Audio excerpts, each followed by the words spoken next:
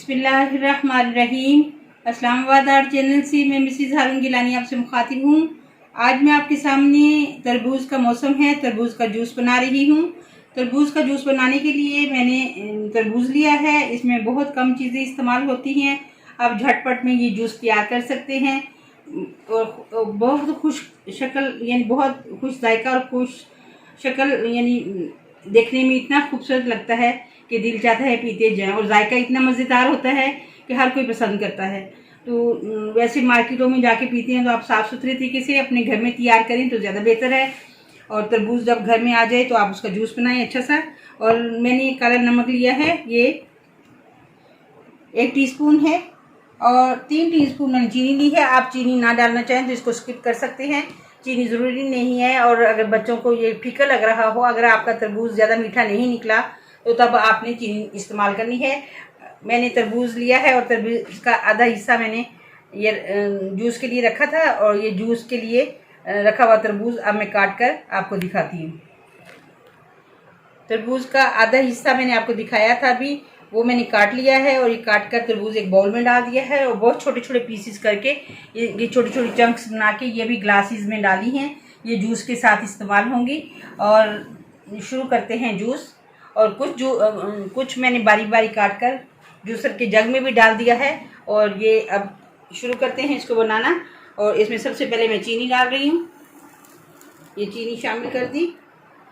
अब black salt डाल रही हूँ, अब ये भी शामिल कर दिया। कुछ पानी वगैरह नहीं डालना, ये खुद ही पानी है।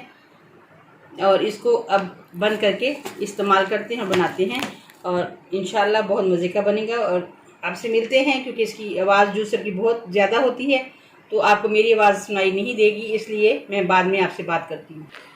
जूस तैयार हो गया है। और आपको एक बात मैं बताना भूल गई थी, क्योंकि मैंने सीड इसके नहीं निकाले। वाटरमेलन सीड जो हैं वो हमारे जो 4 मग्स हैं उसमें इस्तेमाल होते हैं। ये 4 मग्स से मुराद है कि ये हमारे दिमाग और आँखों के लिए और दिल के लिए बहुत ही फ़ायदेमंद हैं। ये दिल और दिमाग को रोशन कर देते हैं, यानी तेज़ कर देते हैं और ताकतवर कर देते हैं। इसलिए ये बीज जो हैं इनको ना निकालें, इनको साथ ही ग्राइंड करें, क्योंकि इसके अंदर से जो इसका सीड है उसके अंदर का हिस्सा हम खाते हैं, उसको हम 4 मग्स कहते हैं जो हम खाने में इस्तेमाल करते हैं। तो इसलिए मैंने ये देखिए ग्राइंड कर दी, वो साथ बिल्कुल ग्राइंड हो गए हैं।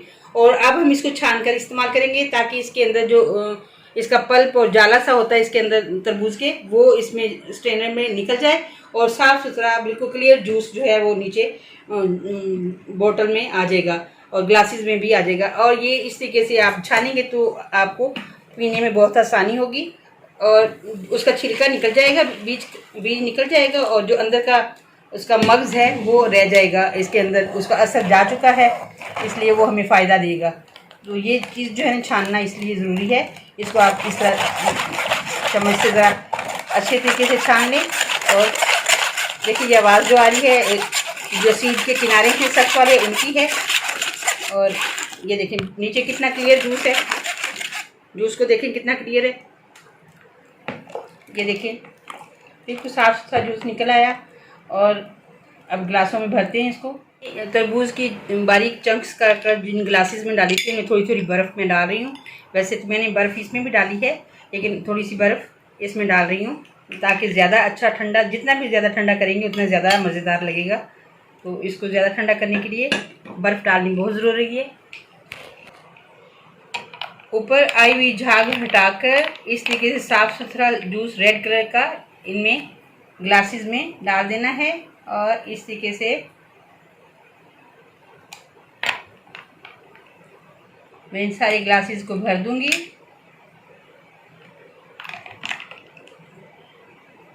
मैंने एक अदद जग में भी डाला है, और जग को भी भर देते हैं।